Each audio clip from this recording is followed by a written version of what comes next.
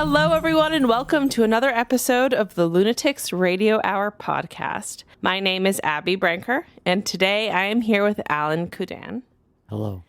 We have for you, as a follow-up to our last episode on the dancing plague of 1518, two custom, I'll venture to say custom, horror stories written for your enjoyment.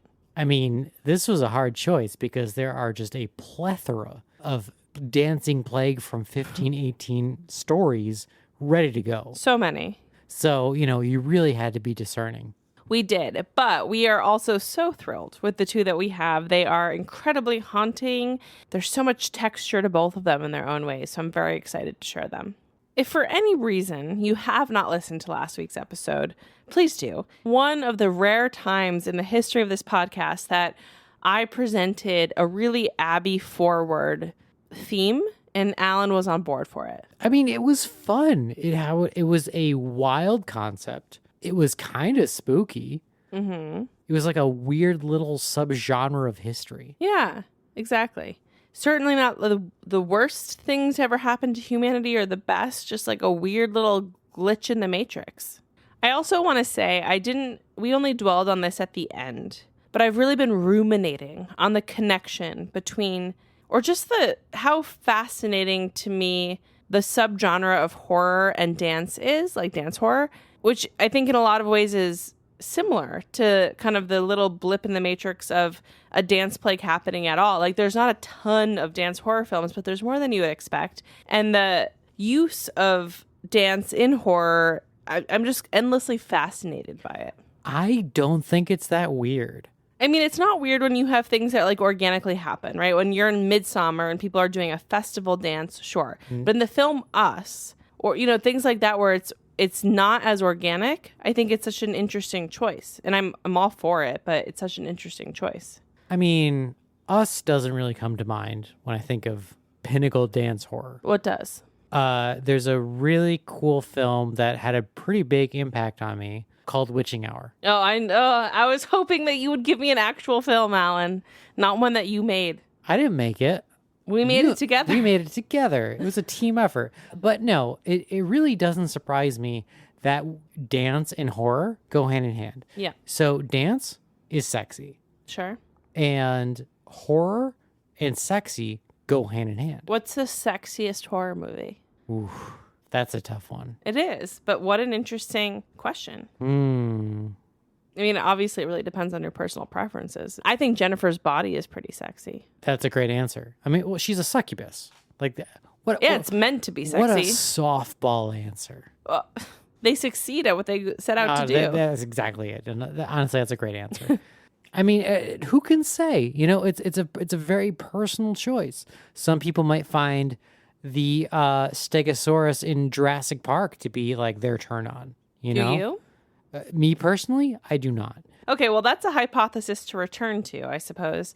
Okay, but what do you think it is about sexuality and horror that are just like peanut butter and jelly? Are you really asking me? Yeah. I mean, obviously they're kind of opposites, but they're put together all the time. I don't think peanut butter and jelly are opposites. I think that's an incredibly complex question to answer because I think at the offset, sex sells, right? And you have B-horror movies like Halloween that center around teenagers, sex sells. And filmmakers want to incorporate that. They figure that people are going to watch these big thrills and they want to see tits, right? That's part of it. However, there's also some sexism, there's female empowerment, there's all kinds of lenses to look at that through. But I think in a lot of ways, when you go back to like Hitchcock and those films, which really sort of started, perhaps some would argue, the trope of combining sexuality and horror. What? It's a little bit more problematic in some ways. Okay, I mean, I'm thinking Let's talk about Psycho, right? Psycho starts with a couple having sex in the middle of the afternoon at a cheap motel. It might not be sexy by today's standards. No, it's not. But it's sexy by those standards. Oh, sure, they were getting it on. But she's in a black bra. All the people wearing black bras got killed, right? There's a lot of like undertone and like anti-feminism and whatever, however you want to parse it out, that happened. I just want to point out that you learned that tidbit when we attended the official talk on Psycho. The official talk. You have seen dance horror films, though. So what's one that stands out that you love? Hands down, Witching Hour. Okay, but a feature-length film. I cannot think of a single one outside of Suspiria. Have you seen the original Suspiria? Yes, we watched it together. And you liked it? I mean, you were blackout drunk, but yeah, we watched it together. All right, and you liked Suspiria? Not really. Yeah, okay. It's like a haunted ballet studio, right? Or just like not haunted at all. There's nothing supernatural in Suspiria. Right. There's just kind of like malevolence around ballet. Sure. I mean, you've seen Black Swan. No. You've never seen Black Swan? I have not seen Black Swan, but I worked God. on the Black Swan parody. Alan, Black Swan is so good. So you say. Me and the whole world. I only worked on the official College Humor Black Swan parody. Okay, well, that doesn't buy you that much when it comes to this conversation. That's what I have to offer. I mean, I've seen Midsummer, and they have a little bit of dancing, but I wouldn't see that as a dance horror film. That's a horror film that has one thing with some people dancing. Yeah, I mean, that's certainly a distinction. But I think any film that's entirely dance and entirely horror is probably a very bizarre, borderline unwatchable film. Can you think of a movie that's entirely dance? No, but musicals come the closest for sure. Sure, but musicals suck. Okay, why don't we move on to the stories that we have to talk about today? What are we talking about today? Today we are presenting two horrifying Dancing Plague Dancing inspired Plague. That's right. stories. Dancing Plague rocks. So here we go. We're going to present two stories that take the Dancing Plague into a modern era. I have one dancing horror thing to contribute. It's small. Tell us. Small. Okay, it's tell real us. small. But it was impactful. A bunch of friends and I had the pleasure of doing a massive co-op run-through of the game Elden Ring. Okay. Bored And there's already. What'd you say? Nothing. What'd you say? Said I'm bored already. Why are you bored? What's going to happen with Elden Ring that has to do with dance? There is a village that you can stumble upon in Elden Ring. And there's all these women just dancing in a circle, dressed like they're in Midsummer, white dresses, flower crowns, everything. But they're all women. This entire village is just women. And if you kind of start poking Sounds around the sexy. village and reading all there's like little tidbits that you can read, start finding out what actually happened in the village, and that it's all of the men are not only gone and dead, but the women ate them. Hell yeah. And That so rocks. they're all just like celebrating because the men got eaten. Nice. And What's the name of that village? I don't know. Can you point it out to me on a map? Sure. Great. But yeah, no, it was just kind of cool because like it's weird in this game. Every time you encounter somebody, they fucking attack you, right? Yeah. It's a video game, right? Sure. Enemies attack. But in this case, you can just go to the village, have a great fucking time. Nobody attacks you. You can dance with them. But, you know, if you fuck with them, they fuck with you back. But you can just have a great time in the village, and if you just enjoy yourself, then that's it. It would have been really cool if the game mechanic was like, if you picked to play a female character, you could dance with them. But if you were not, then you couldn't. That would be fun. Yeah. However, I do also appreciate that the game does not discriminate on gender, Yeah. because you can play as kind of anything and you can have the same interactions no matter what you do. Yeah. And that's certainly more important for sure. I mean, I don't know.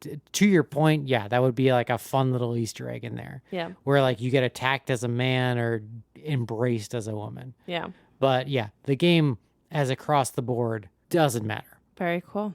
All right. So that's an option out there for people who are looking for a very organic dancing.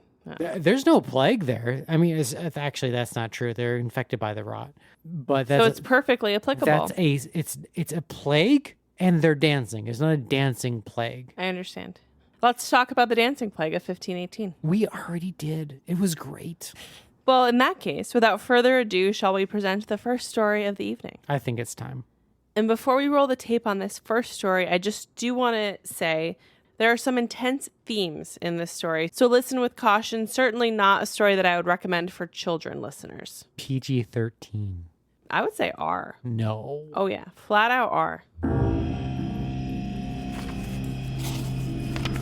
The Piano Man, written by Birttany Johnson. Read by Michael Crosa. He came in the dead of summer, when men hung from trees and no roads were paved, only thoroughfare muck and flies. He came with the heat, the sultry kind that made you sweat from head to toe, the kind that made you want to die. That's when God came to town. He appeared like any other man with average height and features, an anonymous wayfarer, nothing distinguishable aside from the scar, thin and spider-like, that traced from the corner of his lip down his jaw. Dark eyes, darker hair, uncouth in every possible way, an invisible cloud of stench following him. There was a bullet hole in his left pec, fresh and burping blood from deep inside his muscle. God had picked the body shortly after it expired, some piss-poor nobody who got shot in the chest for running his mouth off. The kind of man that had that slipshod way of living, giving nothing of real value to the earth he walked. No one wept for that man when he died. No one cared when he was shot down at the edge of town, bleeding out and gurgling for his life. The Reverend took the familyless man's body and buried him in a shallow grave outside of town. He said his words and bowed his head, wishing the man's soul an easy ride to heaven, hands clasped and pulled into his chest, eyes gently closed, the whistle of his words lost to the wind. That was where God found him, entered him, and rose him from fresh dirt into temporary life. No one recognized the man when he walked into town, not even those cowboys who shot him dead, because no one cared. No one cared to remember his face or his reason for being or the fact that he was the one who had beheaded those 2 Indians, brought them justice for killing that Irish family passing on through. He had been a mere faceless rider on a chestnut horse, hooting and hollering and waving the heads of those natives round like they were flags. And the truth was, he didn't kill for vengeance, only for the act of killing, because he liked the taste, liked the power it gave him as he watched the life dwindle from something's eyes. God didn't speak to anyone at first, entering the saloon and ordering a drink. He liked listening to the piano player play the ragtime tunes. For nearly 50 years, Paino Man had collected those songs, notes and rhythms and words that gave him life. The player had sat on a piano bench for nearly 30 of those 50 years, aging into a withered sack filled with water and gas and blood. His hair was more gray than it was black, his foggy, half-lidded eyes emanating little more than the dull light of a man awaiting his end. His ass ached, blisters with sores that would need to be released by the town dock roughly every fortnight, and his back curved like a weeping willow, but boy could he play the piano. A gift given to him from before he could remember, his toddler fingers drawn to the ebonies and ivories before he was even strong enough to walk. He'd come to Grave Mountain shortly after its beginning, when it was nothing but tents and campfires and a collection of rough men who led rough lives looking to escape, to build, to be the purveyors of a new fucking land. Paino Man could remember the early nights spent staring up at the sky, terrified, wondering why the hell anyone would want to go west. West was a place of nothing but hard land and beasts and savages, of old ways of living, ways he couldn't even begin to comprehend. But Paino Man had not faltered. He had not succumbed. He had survived, when many others hadn't, and when the town began to form and white civilization took hold, he provided song. He was the first that God touched. For a while, God just sat there at the bar as Paino Man played Stars and Stripes Forever and Charleston Rag. God observed him carefully, surrounded by drunkards and gunslingers and whores, businessmen and looters and murderers, gamblers, politicians, Jews, blacks, celestials, sinners and saints, and preachers and poor men, come one, come all. But it was only the Paino Man who could carry God's song to the people of that town. So God walked up behind Paino Man and laid his hands on his sore shoulders, shoulders that pained him every moment of every day. He leaned forward, whispering into his ears, Piano Man's eyes sprung open, glistering, a faint gasp escaping his cracked lips. And then Piano Man felt the pain flee his muscles, felt his traps loosen and relax, felt the unbelieving smile stretch his mouth. His arthritis fled too, so did his carpal tunnel. Now his hands, which had been numb, stony things, were youthful and totally, inexplicably absent of ache. Then God said to the man, "Play." So Piano Man played with that jovial smile, stretching his face and wrinkling the skin around his eyes into deep crow's feet. Long, fast fingers and smooth touch of the keys. First it was the saloon's patrons who started listening, drunk cowboys who raised their glasses and sputtered out some kind of song. And as the crowd grew, God slipped away unnoticed, into the arms and bed of one of the local whores where she rode him senseless. After God disappeared, Piano Man kept playing, and folks from every dirty corner of town drew into that little saloon. Busting at the brim, they packed around the windows, listening, singing, swaying, crying. The bartenders stopped pouring drinks, and the whores stopped fucking, and the gunslingers stopped shooting, and the preachers stopped preaching. But Piano Man kept playing with hands that never aged and a spirit that never ceased. Not once did he feel tired, nor did his hands ever cramp. The only thing he heard was that song, God's song, vibrating through his body. Soon word of the clandestine town where the magic Piano Man caught wind, and travelers from all over came to Grave Mountain. All color and creed, rich, poor, it did not matter, they were welcome. They were one. Ravenous they came as if in pursuit of some great national monument, and once there, in the presence of something too great for them to understand, they could not be bothered to leave. It seemed so clear in that moment that nothing else mattered, that their entire small lives had been leading to this, a single purpose, what mankind had craved in the deepest caverns of their hearts. All matters of life before the music now seemed trivial, useless, erased by the sheer enormity and power of this man's one song. For 11 years, the community of Grave Mountain waited for God's return. For 11 years, Piano Man played. 64 he was, lively and elastic and clean. Cults-like, those townspeople became. One mind, one belief, one song. And then one day, one of those stray travelers, a strange fellow with a darkness that seemed to follow his every step, made his way into town, squeezing between the crowd, bumping roughly into shoulders and backs and asses, until he found Piano Man at last. The stranger stood there watching Piano Man's hands dance across those keys joyously, cocking his head to the side.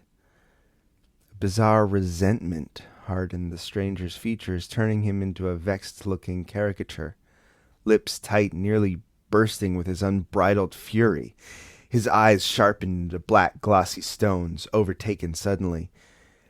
And in that moment, this stranger, this God-forsaken, low-life vermin of a man, withdrew his pistol from its rugged holster, cocked and placed it at the back of Piano Man's head.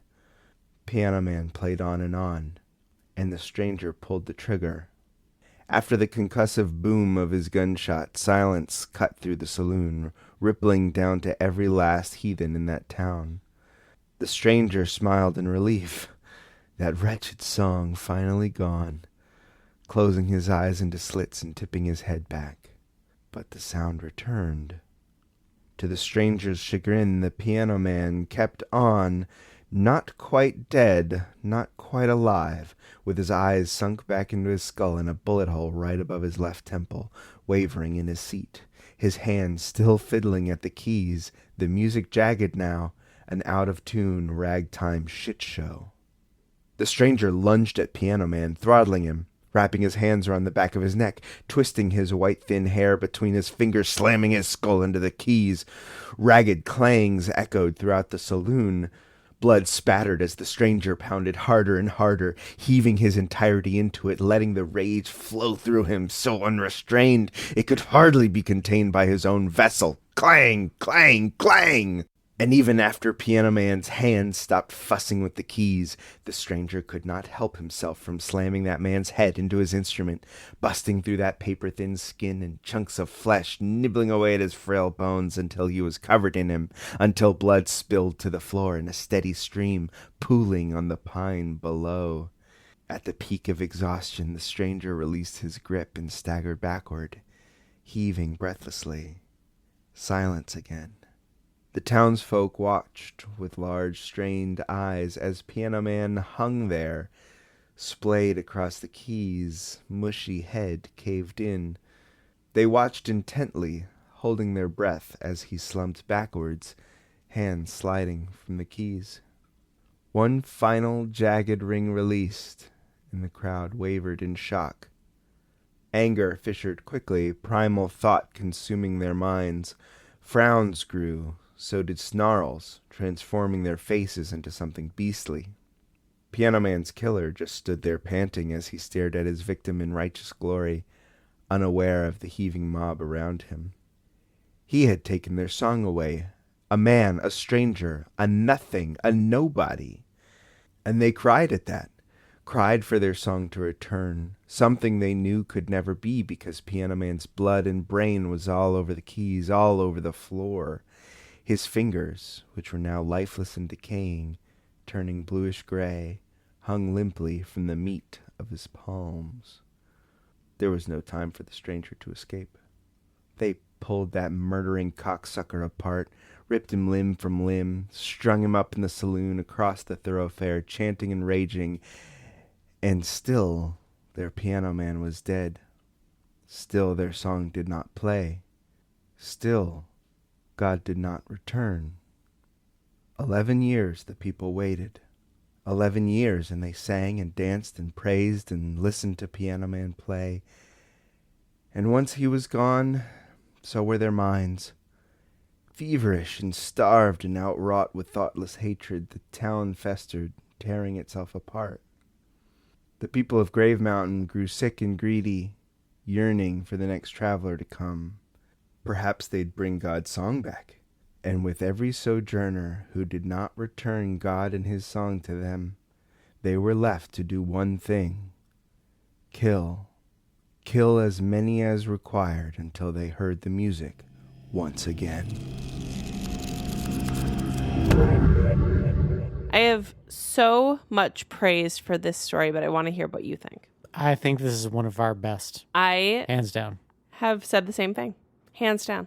So many themes in this story that are just like right up my alley. Yeah. Actually, before I start getting into the story, a huge round of applause for both our writer, Brittany Johnson, and our narrator, Michael Crosa.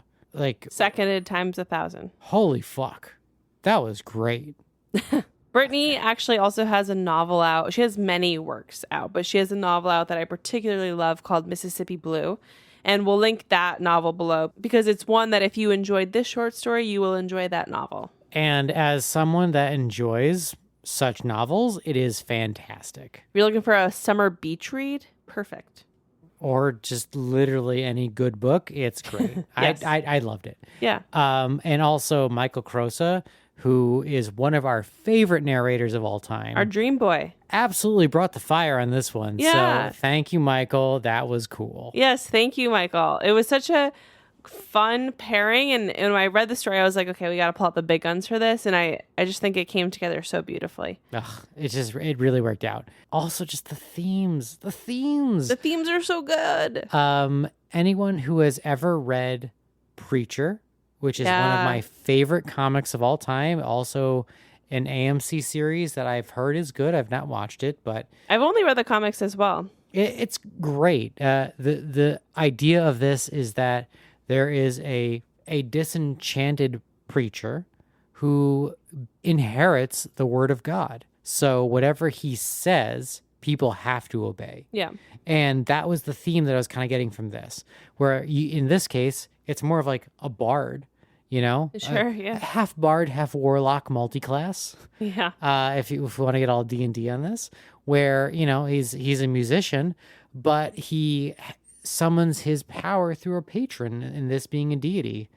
And just people cannot help but become enthralled with this music. And they sculpt their whole sense of self-worth around this man Yeah. and and what he produces. I love also the verbiage, like the actual language that Brittany chooses, because at the beginning of the story, she's like, and then God came to town, and you're like, okay, God is inhabiting this person. And then, by the end, you're like, okay, is it God in the way that we, all as Western civilization sort of think of God and culture? Or, is it someone who was a puppet for whatever else and became a god to these people because of the mass hysteria? You know what, Abby? It's a What? gosh darn thinker. Is Yeah, what there you this go. one is. Yeah.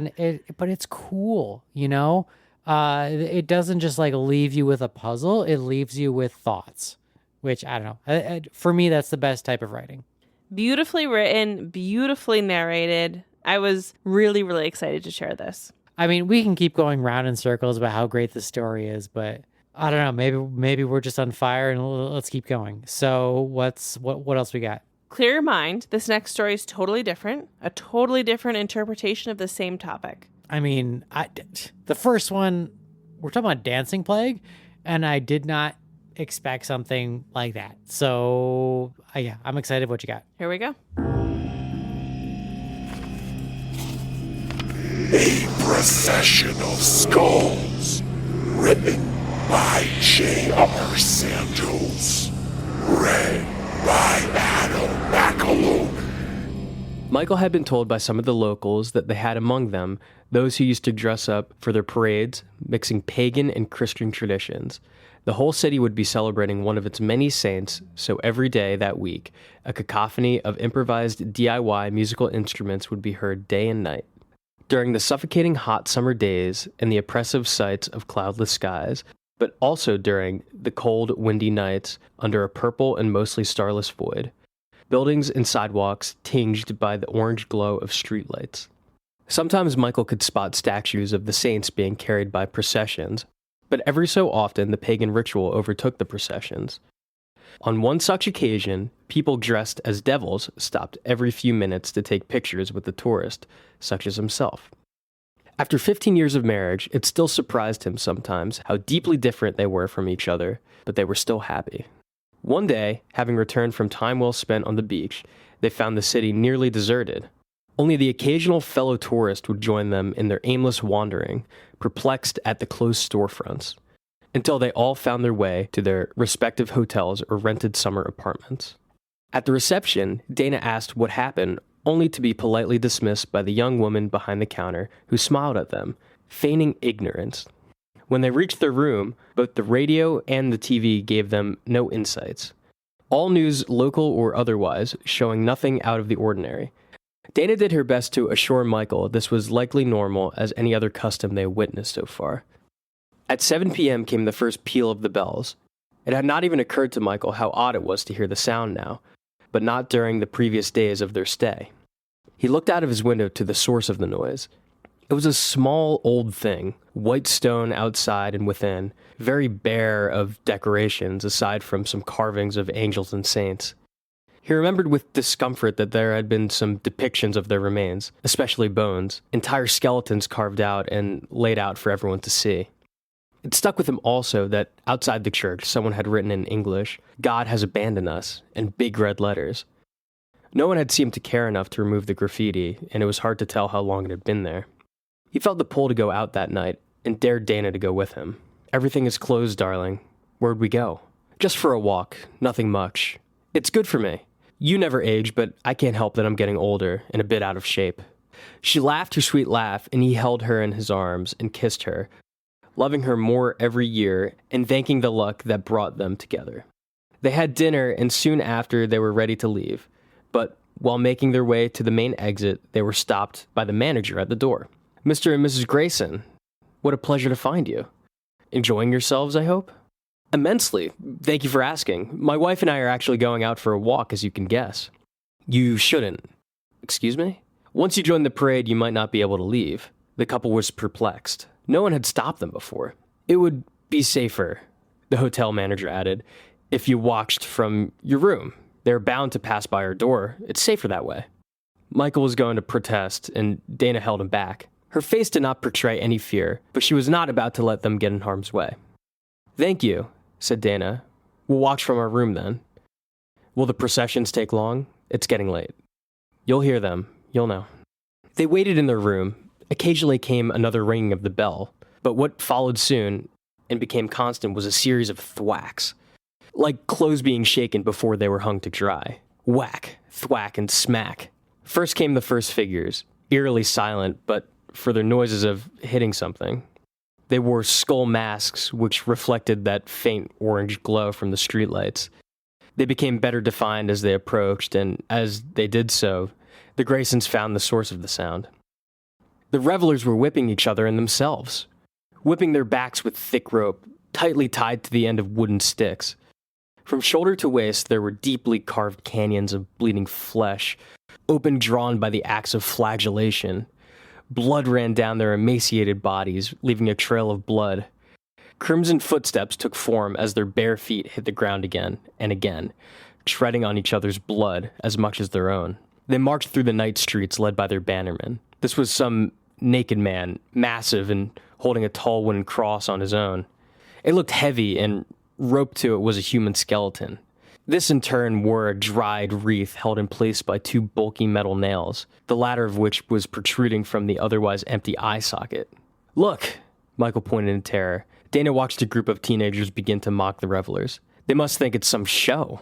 They could not hear what the teens were saying, but from the way they swayed, screamed, and laughed, they may have been inebriated. One began whipping another mockingly, with some towel or shirt. The skulls marched onwards, their aggression rising to a crescendo of distinctly wet thuds and rope snapping from practiced movements. Laughter was drowned by the noises of the processions, and soon the young men were frozen in terror, but for the one with the cloth. He kept whipping his friend, and kept at it with gusto. The one who had offered his back stopped playing along, and turned to be whipped across the face. Michael could not look away, and Dana wanted to call someone to help the men, but was also transfixed by the sight. The teenager with the cloth had worked himself into some berserk madness. He would not stop, and as the great man who held the cross passed them, all 4 teens were drowned by the parade.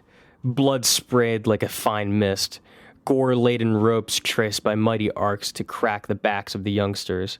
Clothes were shredded, ropes, chains, and even mere sticks of every shape were passed around. Too far to be stopped, close enough to be witnessed. The Graysons watched as the youngsters joined the parade in their act of constriction. No longer were they smiling. All had been drained but a mad look in their eyes. A desperate thing they had whipped and walked.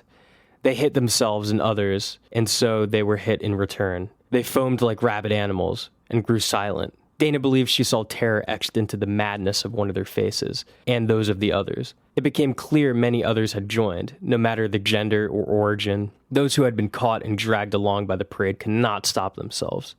"Oh God, Dana, those aren't masks. Those aren't masks." Carved down to the bone and stripped of skin, marching like wandering corpses. Perhaps some had been and were still masked, but many skulls in that procession were real, exposed to the air and attracting swarms of flies. Michael saw the eyes still in their sockets, moving around as if in some REM sleep. Tongues lolled out of lipless mouths, scalps hang by a thread and had fallen off completely with ears and noses. The body of the parade had swollen, streets packed in such a way that the parade slowed to a crawl. Michael looked away, unable to take it anymore, while Dana watched until the last soul had moved on. She could not unsee them. Backs and chests gouged open, limbs broken, and even deadly blows delivered. Bodies fell to the ground to be dragged by others in the parade.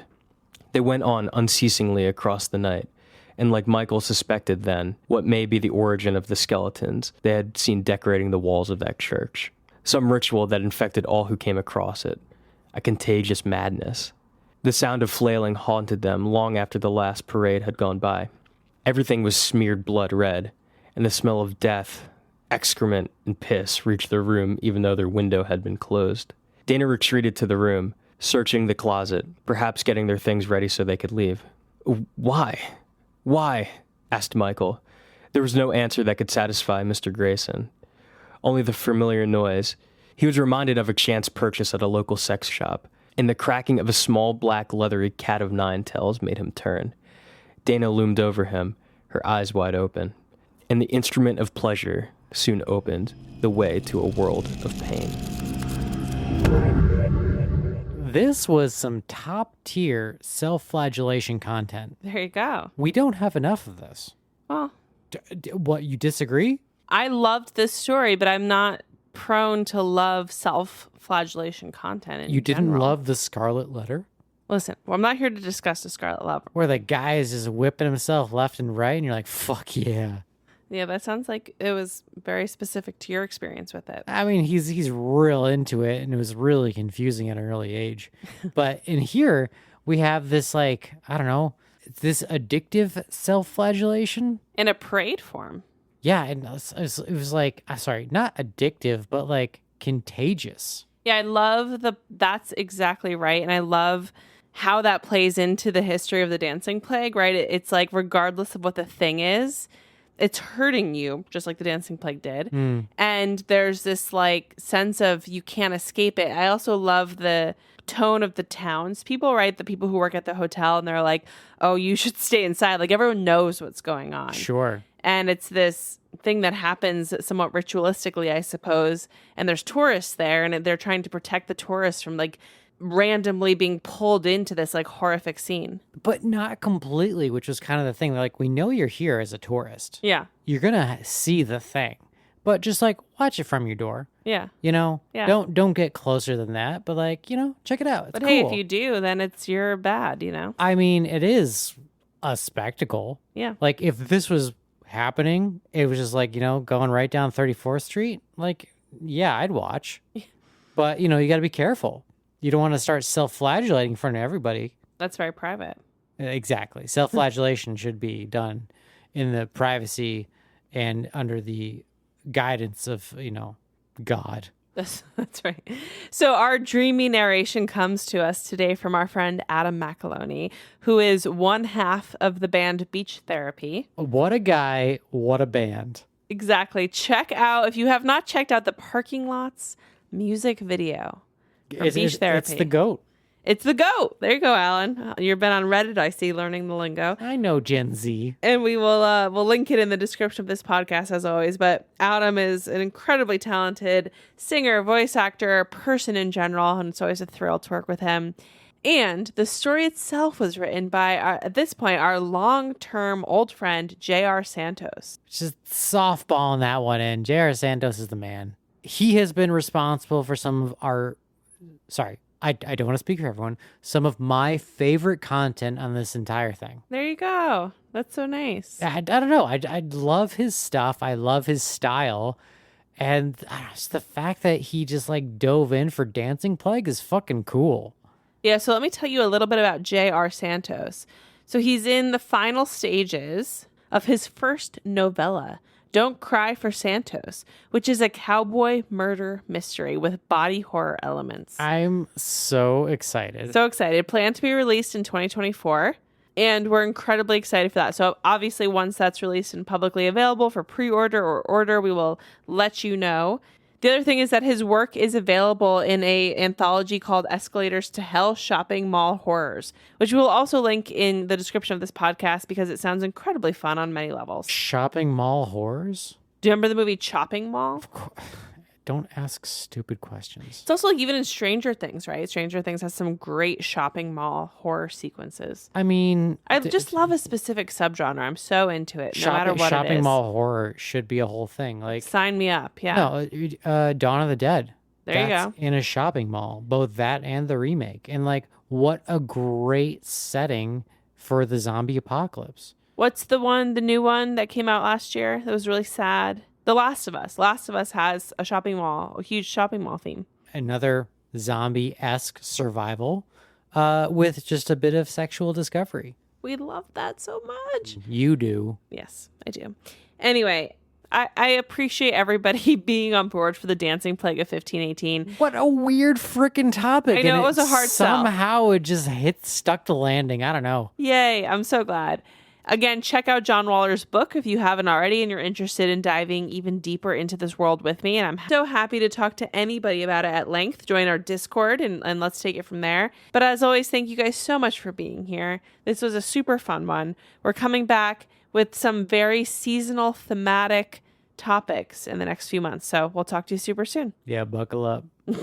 Stay safe, stay spooky. We'll talk to you next time. Bye. Bye.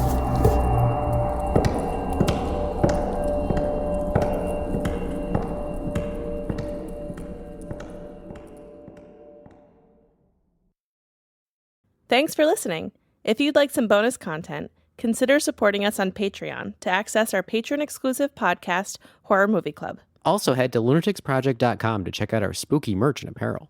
You can find us at Lunatics Project on Twitter and TikTok, and The Lunatics Project on Instagram and YouTube, where you'll find our short horror films, cemetery tours, and so much more.